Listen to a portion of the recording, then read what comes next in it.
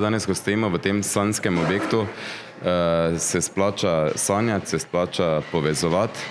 Res se moram zahvaliti izjemno dobro zastavljeni projektni nalogi zdravstvenega doma, vseh tistih, ki so vedeli, kaj mesto potrebuje.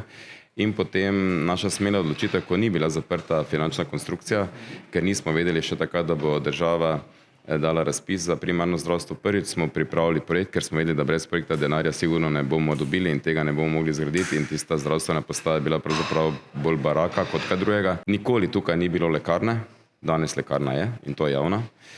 Se zahvaljujem tudi gospodu Trku, se zahvaljujem gospodu Završniku, ki je pri projektiranju smo znali to umestiti. Vse smo naredili by the book, torej arhitekturni natečaj, zmagala domače podjetje, domače znanje, imamo znanje tukaj v našem okolju Stirija, hvala. Izjemno je bilo naporno takrat v tistih zaostrenih razmerah dobiti izvajalca.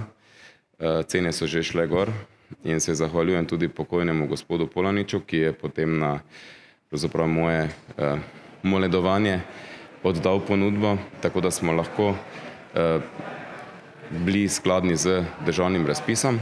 To razumem kot dolg mestu, pa kot navdih in zagotavljanje delovnih mest v naši regiji, pa predvsem to, da se bodo tisti, ki delajo v zdravstvu, pa to niso samo zdravniki, medicinske sestre, ampak tudi tisti nepogrešljivi, ki se včasih zdijo, da so samoumevni in so zaradi tega spregledani.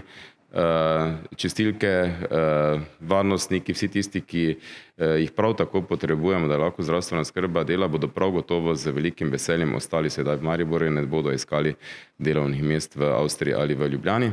Torej, mi trenutno smo v pritličju, ki je namenjena predšolskim in pa šolskim otrokom.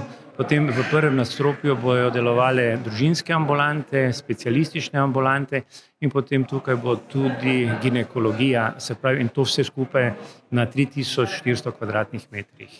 Ja, vrednost projekta je 12 milijonov, 12,3 milijone.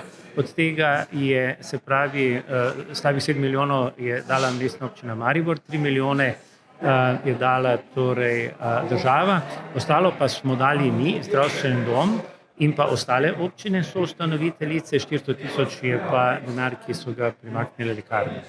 Odpiramo danes, seliti začnemo že ta vikend, bomo pa postopoma selili. Prvo se bojo vsem preselile ambulante družinske medicine, čez poletje se bo vsem preselile specialistične ambulante in pa ginekološka ambulanta in jeseni z novim šolskim letom bomo pa tukaj začeli delati tudi predšolski in pa šolski dispanzer, kot pa tudi dežurna ambulanta za otroke in mladostnike.